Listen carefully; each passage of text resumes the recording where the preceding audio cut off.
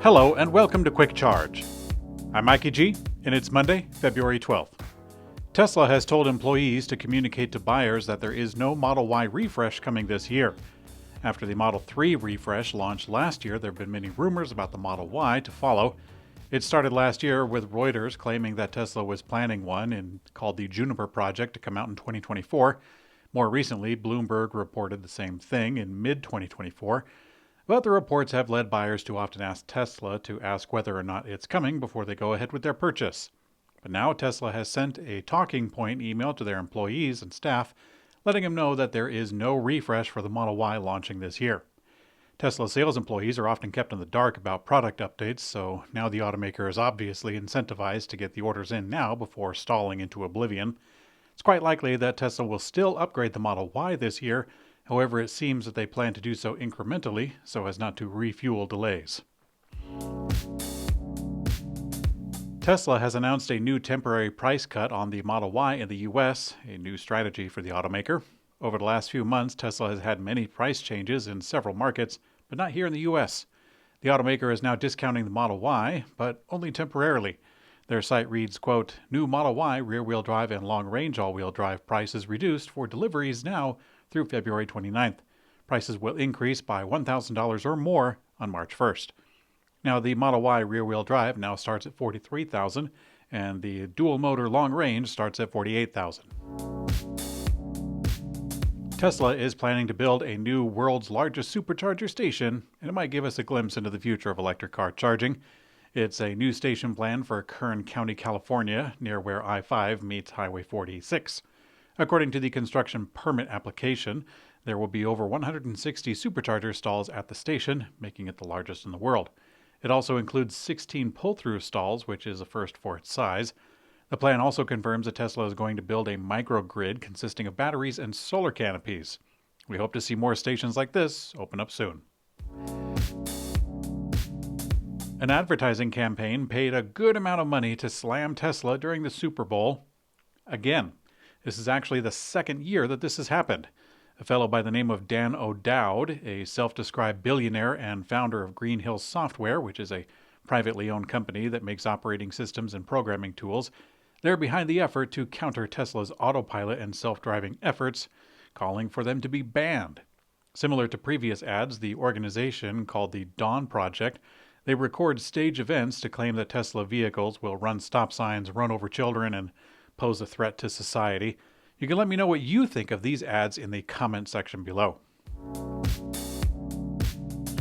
Stellantis has finally announced that they are joining everyone else in adopting the NACS connector for their upcoming electric vehicles, but there is no deal with Tesla or the Supercharger network.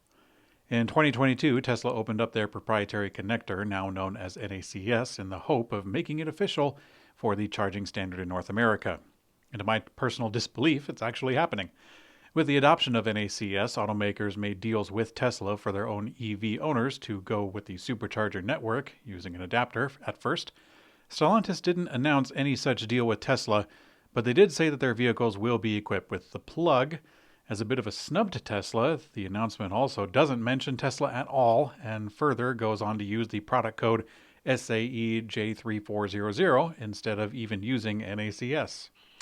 The automaker appears to be betting on their own newly announced Iona charging network, as they mentioned it several times in the announcement.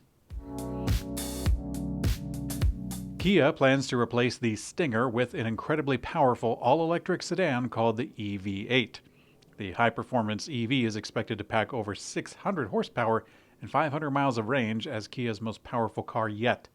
The Kia EV8 will be the first electric vehicle based on Hyundai's next-generation platform called EM. According to Kia's leaked Union new car production schedule, which is courtesy of the Korean car blog, by the way, the electric Stinger replacement will include a 113.2 kilowatt-hour battery, 200 kilowatt and 250 kilowatt motors front and rear, and a 0 to 60 sprint in 3.4 seconds. When it's taking it easy, they say the car will score between 435 and 497 miles of range. That is using the WLTP cycle, which is a little more generous than what we use here, the EPA standard. The new Chevy Equinox EV will officially start at $34,995, including destination fee, and dealers are gearing up to begin orders. GM expects the Equinox EV to be their most affordable electric vehicle that offers 319 miles of range. The company also confirmed that the Equinox EV will qualify for the $7,500 federal EV tax credit. The new Equinox will be one of the more affordable EVs on the market in all reality. They are undercutting rivals, including the Model Y, the Volkswagen ID4, the Ioniq 5 from Hyundai, the Nissan Ariya, and even the Volvo EX30.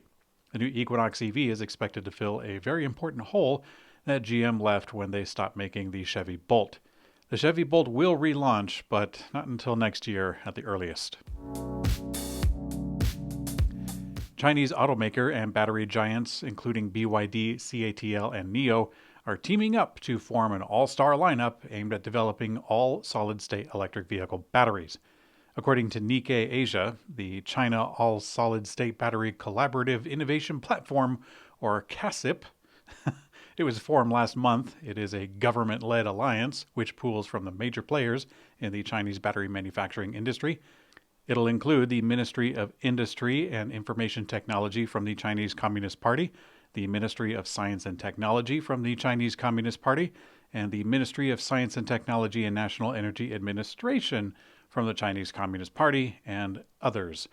The group will now join the solid-state battery race alongside Toyota, BMW, and many other companies, organizations, and now governments.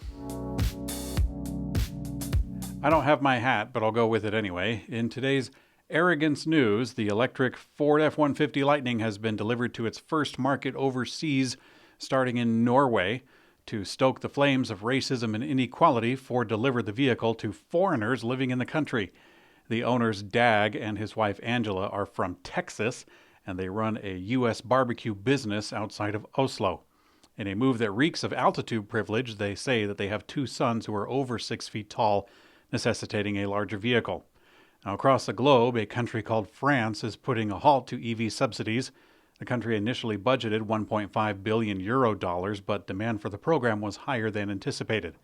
Instead, they are now bolstering leasing options until a cap is reached, with a plan to open it back up in 2025. Assuming that France can make it that long. In today's community comment found on YouTube, I will take a minute to address a misunderstood goof from Elon Musk.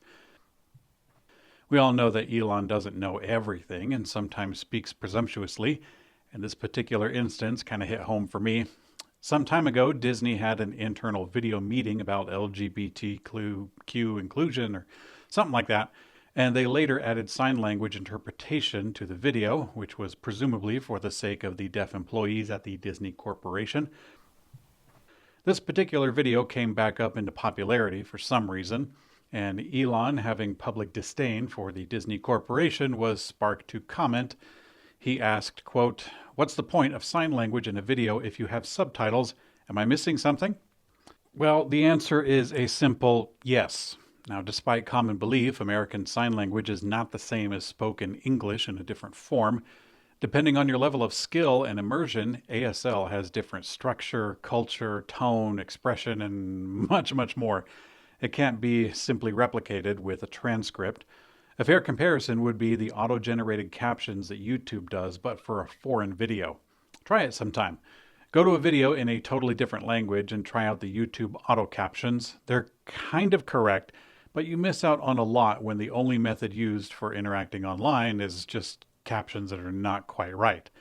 So therefore, Disney, they hired ASL interpreters to accurately connect their message to an otherwise neglected audience. Now you may be asking, why doesn't QuickCharge do this? Well, the answer to that is simple too. Electrek doesn't have the money to pay an ASL interpreter, and this very entry is straining my meager abilities as it stands. Thanks for watching QuickCharge. I'm Mikey G, and I hope you have a great day.